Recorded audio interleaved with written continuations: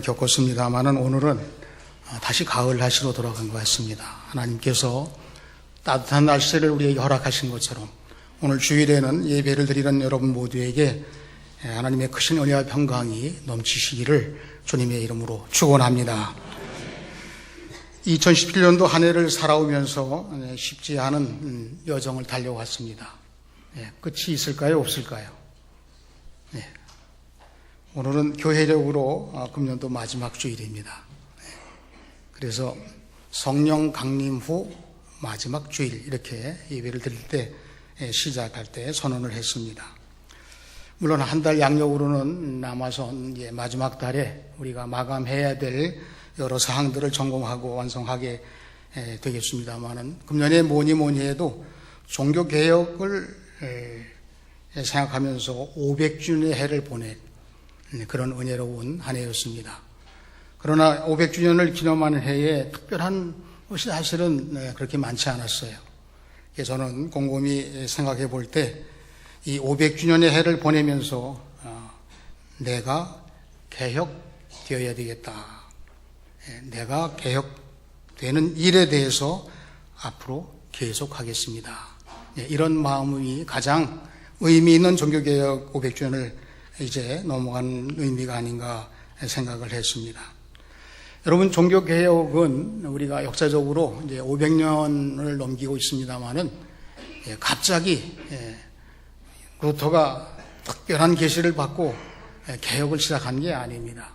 그 당시 교회들은 상당히 세속적으로 흘러갔고 또 여기에 반하는 신앙적으로 깊이를 더하고 이 문제들을 위해 기도하고 말씀을 공부했던 많은 분들이 있었어요. 영적 깊이를 위해서.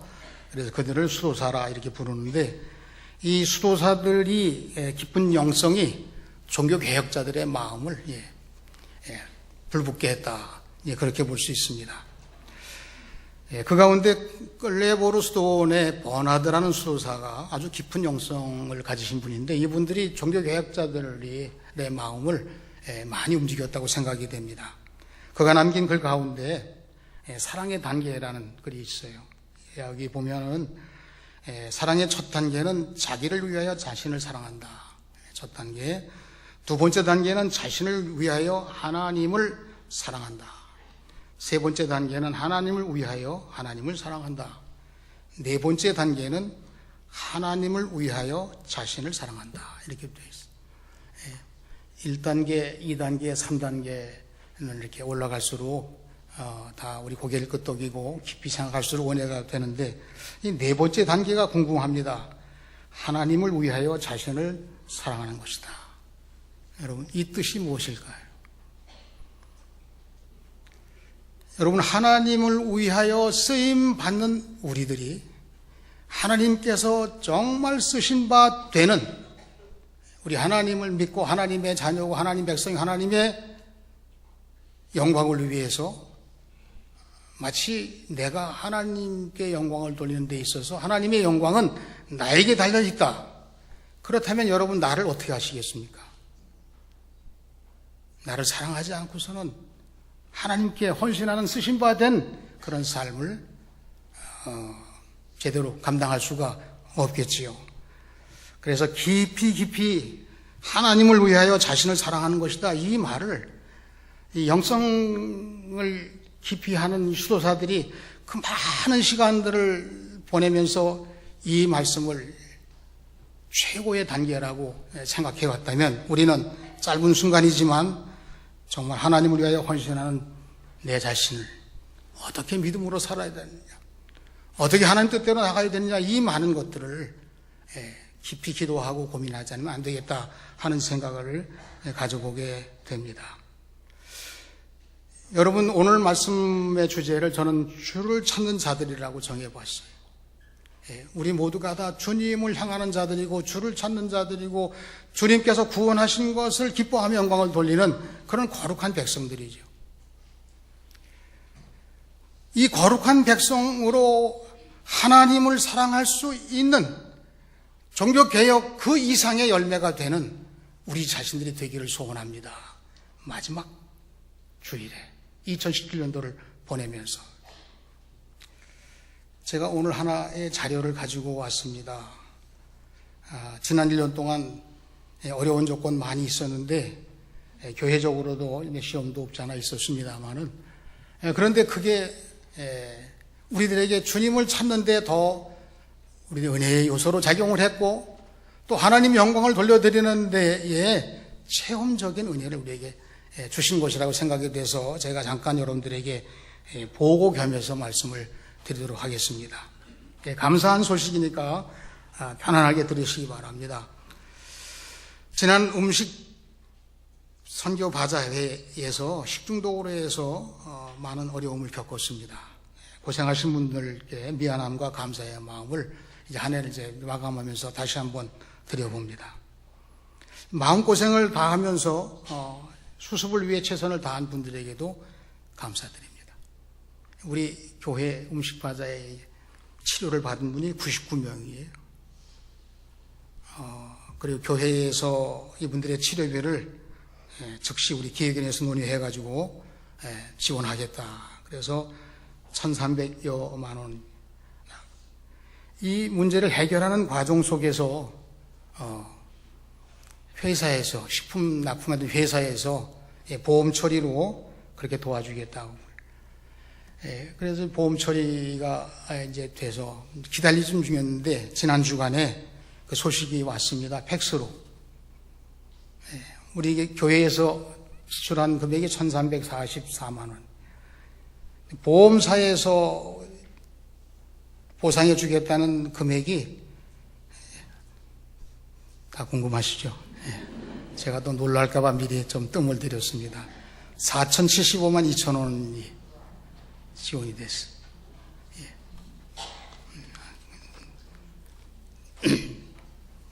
이 보험사에서 이제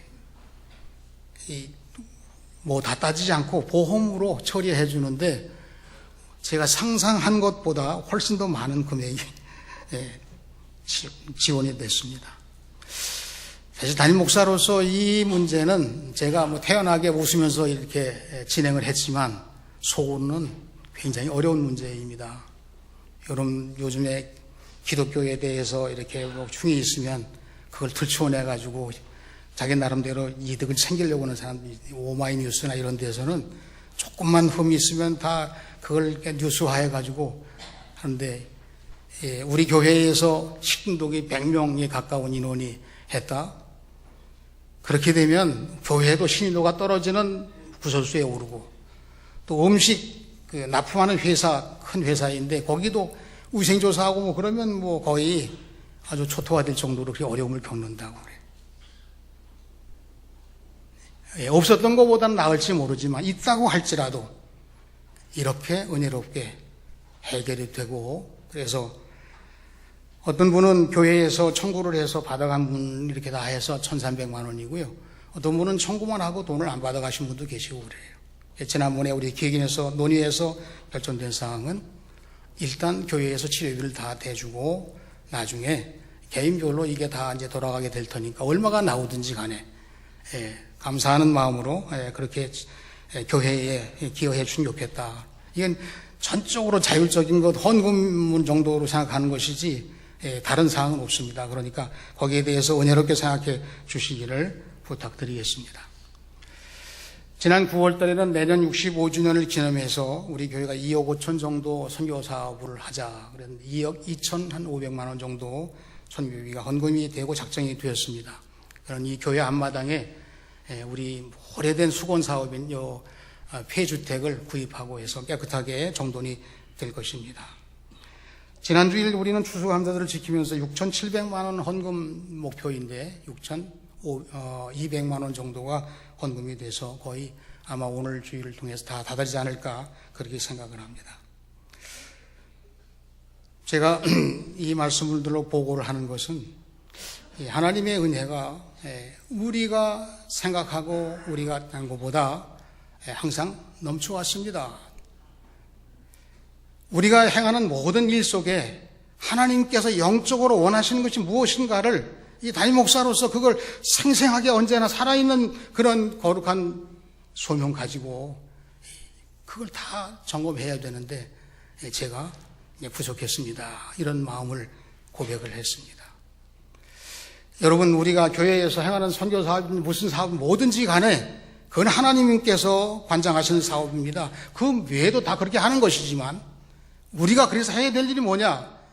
주를 쫓는 일과 이것을 우리에게 은혜 주신 하나님께 감사하고 영광 돌리는 것이 우리가 할 일입니다. 이 마음을 오늘 말씀을 통해서 함께 나눠보려고 합니다. 여러분, 바닷가에 이 포구라든가 그 해변에 거기에 이제 서식하는 이 사과조개라는 게 있어요. 사과조개. 혹시 들어보셨습니까? 이 조그마한 건데 사과 모양으로 생겨서 이 해변에 파도 치고 그러는데 거기에 이 조개들이 살아요. 그런데 이 조개가 그걸 떼려고 하면 안 떨어지는 거예요.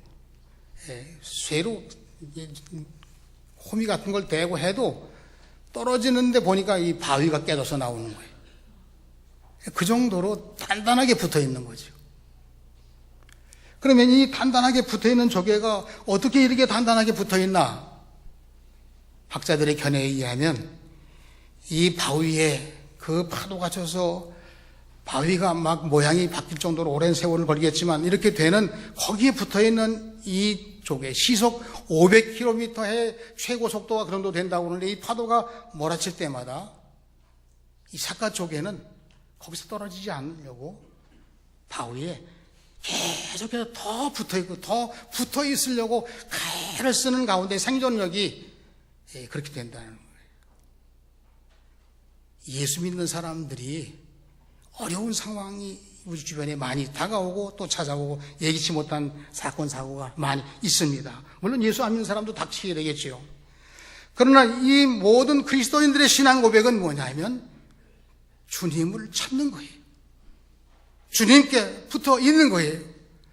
주님을 향하여 흐트렸던 우리의 마음을 더 집중해서 거기 주님이 계시고 구원의 하나님이 항상 거기 계신 거예요. 우리 십중독 때도 그러했고 제가 십중독 때도 말씀을 드렸습니다. 일주일 만에 이거 다 사라지게 해 주십시오. 그런데 일주일 만에 그 말은 사실 하나님 은혜 주셔서 그렇게 지나갔습니다만은 고생들 많이 하셨고요. 연로하신 어른들이 만약에 십중독에 노출돼서 장기 환자화됐다. 그러면 지금까지도 고생하시는 분들이 계실 거 아니에요. 그런 분들 없이 다 지나갔습니다. 하나님이 같이 계셨습니다. 이 말씀을 드리려고 그 보고를 함께 드렸습니다. 오늘 성경 말씀 가운데 4절에 보시게 되면 1, 2, 3, 4, 5절 가운데 4절만 분위기가 달라요. 주를 찾는 자들에게는 주 안에서 다 즐거워하고 기뻐하게 하시며 주의 구원을 사랑하는 자에게 여호와는 위대하시다 하게 하리라. 이렇게 두 말. 기쁘고 즐거운 내용, 그 다음에 하나님께 영광 돌리는 신나는 그런 표현들, 사실 이거는 이 1절로 5절 말씀 전체 내용에 덜 어울리는 표현이에요. 그럼에도 불구하고 주를 찾는 자들에게는, 주의 구원을 사랑하는 자에게는, 하나님이 나를 구해 주신 것을 이 구원의 기쁨, 이 구원의 감사, 그 하나님을 사랑하는 그런 사람의 그 입술을 통해서 여호와는 위대하시다 하게 하리라. 이 경험을 다윗이 했다는 것입니다. 어려운 상황 속에서 하나님을 찾을 때 승리했고 기쁨과 즐거움으로 그 고생스러운 것보다 더 큰 기쁨과 즐거움으로 채워주심으로 이것을 통해서 하나님을 만났고 이 기쁨과 즐거움으로 영광을 돌리게 됐습니다. 이것이 다윗의 체험 고백이에요. 저는 오늘 말씀에서 주를 찾는 자들 누구냐? 주님께 기도하는 자들이다. 이 기도하는 게 뭘까? 기도는 주위의 어려운 상황들을 보는 것이 아니라 그 가운데 계신 주님을 찾고 주님을 만나고 주님을 보는 것입니다.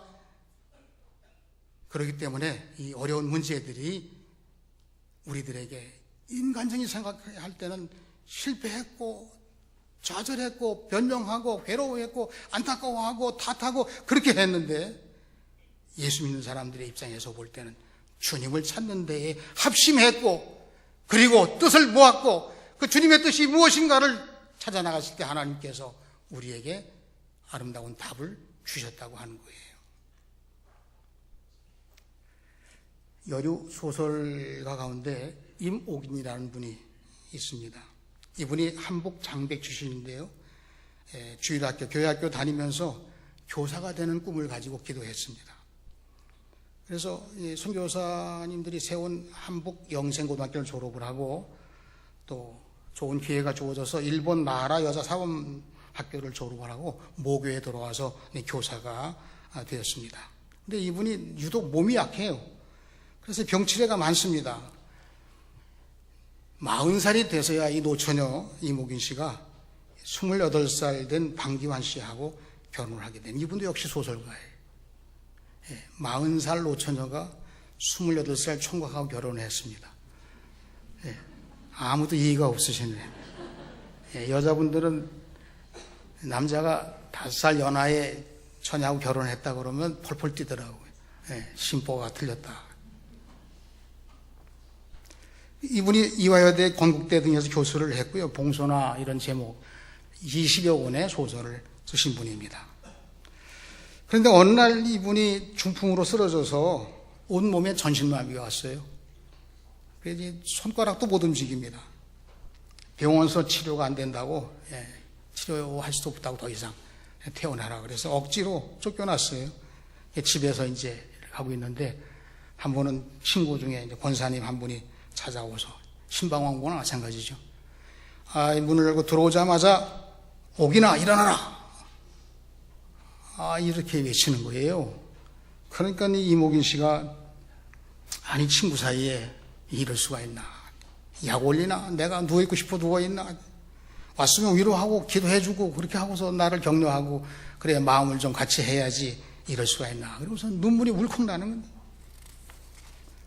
그런데 이때 순간 사도행전 3장에 나사렛 예수의 이름 명하노니 일어나 걸으라, 이 말씀이 마음에 들어오는 거예요. 주님을 바라보는 마음 가졌는데, 그때 친구가 이제 거칠게 악수하듯이 일어나라고 그러고서 잡고 꽉 잡는데 이 손이 움직이기 시작하는 거예요. 움직이지 않았던 손이 움직이는 거예요.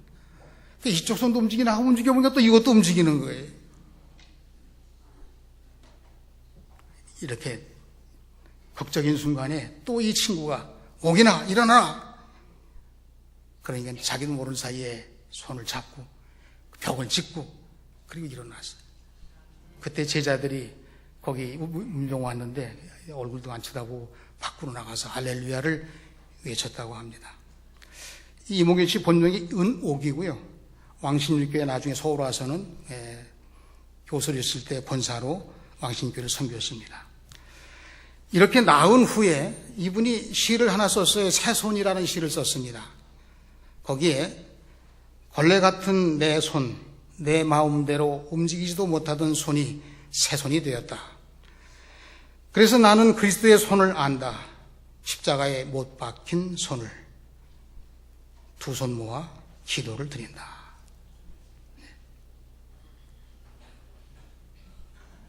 손 하나 꼼짝 못해 썼는데 그 손을 모아서 기도드린다.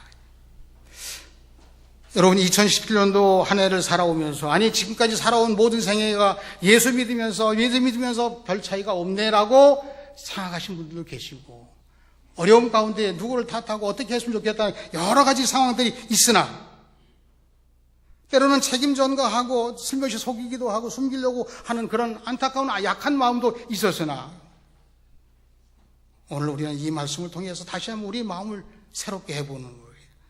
주님 바라보고 주님께 기도하고 어디서나 언제나 주님을 찾는 믿음 생활을 통해서 하나님 예비하신 기쁘고 즐거운 삶으로 나갈 수 있는 우리 모두의 삶이 되시기를 주님의 이름으로 축원합니다. 두 번째로, 나를 구원하신 여호와를 사랑하라는 말씀. 여러분, 이 시편 70편의 시가 언제 노래를 부르라고 하시냐면 기념식 있을 때마다 이 노래를 부르라고. 여러분, 성경 말씀이 나와 있어요. 제목에 다윗의 감사시, 다윗의 기시 이렇게 나오고 그 다음에 기념식 때마다 하라. 우리가 이 기념식 때마다 기념하는 고백으로 하나님을 찾고 하나님께 감사할 수 있는 그런 기념되는 우리 신앙으로 무장되어야 된다는 거죠. 오늘 말씀 1절에 보시게 되면 여호와여 나를 도우소서, 속히 나를 도우소서. 성경학자들은 이 시를 탄식시라고 분류를 했어요. 탄식하면서 이 기도를 했다는, 이 노래를 불렀다는 거예요. 무슨 탄식할 만한 일이 있었을까, 다윗에게?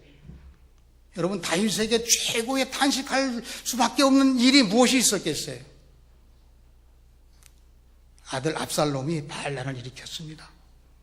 그러니까 아들이 아버지를 죽이려고 특공대를 끌고 다니면서 아버지 어디로 가냐, 누구 하나 도와주는 사람이 없이 절박한 상황에 빠진 거예요. 답이 없습니다. 어떻게 해결할 수가 없는 거예요. 숨들이 쓸 수 없는 그런 상황이에요. 그런데 평소에 이 다윗 왕을 도왔던 아히도벨이라는 사람이 있었어요. 이 사람은 책략가입니다. 그래서 다윗 왕이 급할 때 불러서 이거 어떻게 했으면 좋으냐 물어보면 아주 답을 명쾌하게 주는 분이에요. 아히도벨을 찾는데 옆에서 시중 드는 사람이, 아히도벨이 반란군 쪽에 갔습니다. 아니, 내 편에 내 곁에 있어야 될 도와주는 자가 어디 숨어 있다고 하는 그런 정도가 아니라 반란군에 가서 압살롬에게 책략을 제공해 주는 사람이 됐다? 쉽게 있을 수가 없는 일이에요. 그동안 그렇게 믿고 다 걸어왔던 그가 그렇게 됐다는 거예요. 아히도벨의 선견 지명은 아무리 불리한 상황이라 할지라도 유리한 상황으로 이렇게 뒤집는 그런 책략의 명수예요. 이 이야기가 어디 나오느냐? 사무엘상 17장에 나옵니다. 위기에 처한 다윗이 하나님께 어쩔 수 없이 간절히 기도하게 되는 거예요. 하나님 방법을 알려주셨습니다. 사무엘상 17장에 보게 되면 아히도벨의 책략을 따르지 않도록 아히도벨보다는 못한 책략가이지만 후세라는 사람을 그 반란군에 들여보내는 거예요. 그래가지고 압살롬에게 아히도벨이 이렇게 하자고 그러면 후세는 이렇게 하자고 그래요. 하나님이 압살롬의 마음을 후세의 말을 따르게 해가지고 결과적으로는 다윗 왕이 승리를 하고 왕국으로 복귀하게 됩니다. 그러면 이 어려운 상황 속에서 하나님의 도우심을, 하나님의 구원을 통해서 하나님께서 영광 받으시는 그런 열매를 다윗이 맺게 됐을 때 돌아와서 지은 시가 시편 70편이에요. 돌아와서 지은 시가 시편 23편이에요. 여러분, 시편 23편 아시나요? 여호와는 나의 목자시니 내게 부족함이 없으리로다. 죽음까지 몰려갔던 어려운 불리한 상황 속에서 그를 구원하고 그를 승리하게 안겨주신 하나님, 그 여호와 하나님을 찬송한 시 70편에 어려운 탄식 가운데 있었던 상황을 묘사하면서, 야, 이거 기념식 때마다, 기념되는 일마다, 오늘같이 이렇게 금년의 마지막 주일에 이거 같이 주를 찾는 거, 나를 구하는 하나님께 영광 돌리는 거, 이거 일 외에 더 중요한 거 없다. 그렇게 기념되게 이 말씀으로 우리의 마음을 채우라고 하시는 겁니다. 우리는 한 해가 저물어 갈 때쯤 되면 금년에 내가 무엇을 남겼나 돌아보게 됩니다. 너무 아쉬움이 많은 거죠. 누구나 그렇습니다. 그러나 하나님의 도우심과 섭리 가운데 그래도 작은 것 하나라도, 뜻깊은 것 하나라도, 아니면 하나님이 미래를 위해서 예비하신 아름다운 씨를 뿌리는 그 일 하나라도 우리 마음속에서 간직되고 그것을 행할 수 있는 믿음 주시고, 그래서 주를 찾고 구원하신 하나님께서 동행하시는 영광을 돌려드리는 일을 위해서 나갈 수 있는 그런 은혜가 우리들에게 있어야 되는 것입니다. 여러분들이 잘 아시는 리빙스턴이라는 선교사님, 이분은 아프리카 선교의 아버지라고 불려온 분인데, 우리는 어렸을 때 교과서에서 탐험가로 이름을 들었습니다. 이 중국의 선교가 막 시작이 돼서 중국의 선교사로 나가신 분들이 야, 중국에 의료 선교사가 필요하다, 이런 소식이 영국에 전해지는 거예요. 그러니까 리빙스턴이 나도 의료 선교사가 되겠다, 중국으로 가야 되겠다, 그런 마음을 가지고 의과대학을 지원하게 됩니다. 그러니까 하나님께서 그를 아프리카 선교사로 이렇게 마음을 바꾸게 하셨어요. 근데 그의 형 존이라는 형도 의대를 같이 다닙니다. 그래서 동생이 리빙스턴이 난 아프리카로 가서 의료 선교할 겁니다, 이렇게 얘기를 자주 들었기 때문에 그때마다 이 형은 아프리카로 가지 말아라. 예. 만약에 영국에서 병원을 개업하게 되면 탄탄대로 네 앞날이 열리게 되고 자랑스러운 의사로 네 인생을 빛낼 텐데 아프리카에 가서 미개한 나라에 가서 거기서 아무리 열심히 해봤자 내 인생은 매장될 것이다. 나는 이곳에서 머물면서 영국에서 유명한 의사가 될 거다, 이렇게 꿈을 얘기하면서 가는 날까지 반대를 했습니다. 그러나 이 리빙스턴은 하나님 주신 소명대로 아프리카에 가서 평생을 바쳐서 의료 선교를 합니다. 병을 고쳐주면서 그들을 육신의 질병에서 구원하고 복음을 가지고 영혼을 구원하는 일에 평생을 바치고 그의 생애가 완성이 됐습니다. 형은 물론 영국에서 유명한 의사가 돼서 많은 돈을 벌고 명예를 얻게 되었습니다. 그런데 100년이 흘렀어요. 그로부터 100년이 흘러갔습니다. 이 리빙스턴의 이름이 브레트니커 백과사전에 리빙스턴의 이름이 올랐어요. 14줄로 올랐습니다. 리빙스턴은 이런 일을 했고 이렇게 했다. 그의 형 존도 이 사전에 올랐습니다. 그런데 형은 한 줄 올랐어요. 그 한 줄에 뭐라고 써있냐면 리빙스턴의 형이다, 이렇게 기록돼요.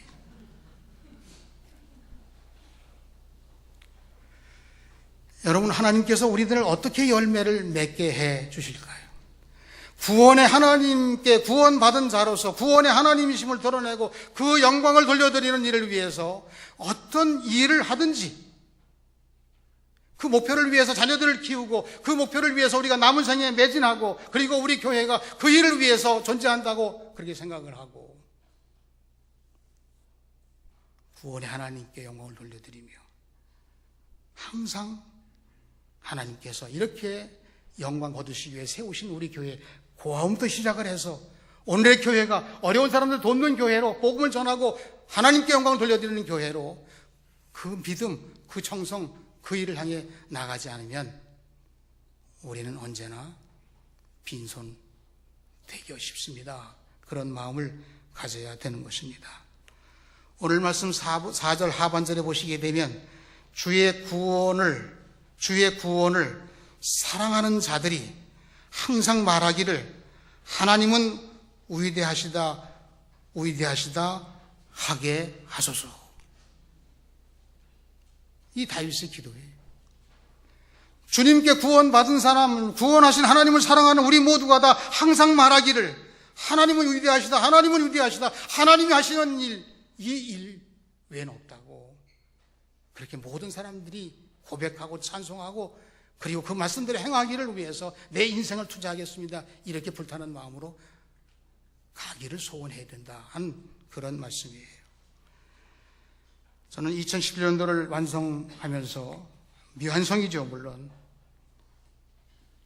그렇기 때문에 주님께 구하는 자가 되어서 또 다른 2018년을 향해서 나가게 됩니다. 또 구원의 하나님의 사랑, 그 은혜를 생각하면서 하나님은 구원하시는 하나님, 위대하신 하나님이심을 증거하는 그 일을 위해서 모두가 다 함께 가기를 소원하는 마음을 가지고 다윗이 체험한 이 말씀으로 오늘 말씀을 함께 정리했습니다. 주님께 구하는 자가 되시기를 바랍니다. 구원의 하나님을 사랑하고 영광 돌리는 우리 모두가 되시기를 바랍니다.